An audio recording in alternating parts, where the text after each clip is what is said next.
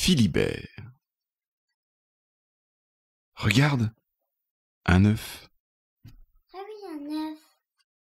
Crrr. Cet œuf a une fêlure. Et par cette fêlure, Philibert pointe le nez. Le nez. Oh, dit Philibert, c'est dangereux. Je risque de tomber du livre.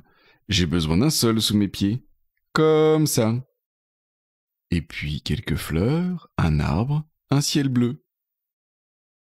Philibert est très content. Le soleil brille, les fleurs sont en fleurs, les oiseaux chantent, les pommes sont mûres, ça sent bon la cannelle et le miel. Quel beau coin! Un peu ennuyeux pourtant à la longue. Il ne se passe rien, pense Philibert. Je vais faire un petit somme. Philibert se réveille en sursaut. Il y a près de lui un grand lion qui rugit. « Au secours !» crie Philibert. « J'ai faim !» rugit l'animal. Vite, Philibert lance dans la gueule du lion tout ce qui lui tombe sous la main. Qu'est-ce qu'il lui lance dans la gueule du lion? Une chaussure, un parapluie, une horloge, un saucisson, une théière et une pomme. « Merci, j'ai assez mangé, » dit le lion. « Maintenant je peux t'aider. »« M'aider à quoi faire ?»« Tu as appelé au secours, » dit le lion. « Oui, bien sûr, » bafouille Philibert. Il ne sait que répondre. « Ah oui, je voulais délivrer une princesse. »« Quelle princesse ?»« N'importe laquelle, peut-être la princesse qui habite un château de verre et est gardée par 13 hiboux. »« C'est une bonne idée, » dit le lion. « Je vais t'aider. » Philibert et le lion se mettent en route.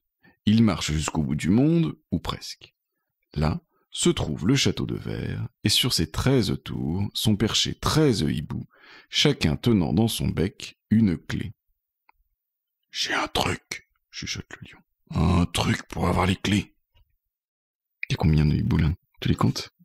1, 2, 3, 4, 5, 6, 7, 8, 9, 10, 11, 12, 13. Il y en a bien 13. Philibert se met à crier. « J'ai un camembert, un vieux, un délice, qui en veut? »«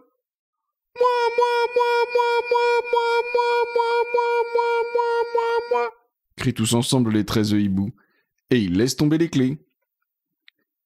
1, 2, 3, 4, 5, 6, 7, 8, 9, 10, 11, 12, 13. La 13e, elle est un peu bizarre. Mais où est donc le fromage? Je viens de le manger, dit le lion. Je me suis rappelé que je n'avais pas eu de dessert aujourd'hui. Oh, comme ils sont tristes, les 13 hiboux. Tu recomptes pour être sûr qu'il y en a 13 de hiboux? 1, 2, 3, 4, 5, 6, 7, 8, 9, 10, 11, 12, 13. Avec les 13 clés, Philibert ouvre les 13 portes du château de verre et la princesse est délivrée. « Oh, que je suis heureuse !» dit-elle. « J'en avais assez de laver éternellement les fenêtres. » Seuls les hiboux ululent et pleurent. Par chance, Philibert trouve dans sa poche un grand gâteau aux fraises et à la crème chantilly. Juste ce qu'il faut pour consoler 13 hiboux tristes. « J'y goûterai volontiers, » grogne le lion. « T'as déjà eu un dessert, toi. »« Je t'ai délivré, alors tu dois m'épouser, » dit Philibert à la princesse. « Avec plaisir, où est ton château ?»« Je n'ai pas de château, » dit Philibert. « J'ai un œuf cassé, un lit et un pré plein de fleurs. »« Ça ne suffit pas, » dit la princesse d'un air pincé. « Je ne peux pas t'épouser. »« Tant pis, » répond Philibert, « j'aime autant rester célibataire. » Il entoure la princesse de coton rose, la met dans une boîte et l'envoie au roi son père, qui ne l'avait pas vue depuis 100 ans.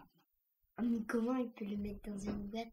« Heureusement que je ne suis pas marié, dit Philibert. Je vais pouvoir délivrer une autre princesse. »« C'est une bonne idée, dit le lion. Allons-y tout de suite. » Mais ils ne vont pas très loin.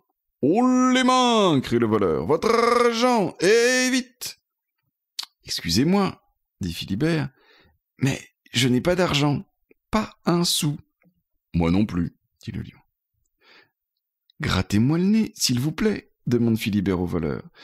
Il y a quelque chose qui me chatouille et je dois garder les mains en l'air. »« Horreur, une araignée, au secours !» crie le voleur. Et il s'enfuit à toutes jambes. « Bon, je me gratte moi-même, dit Philibert.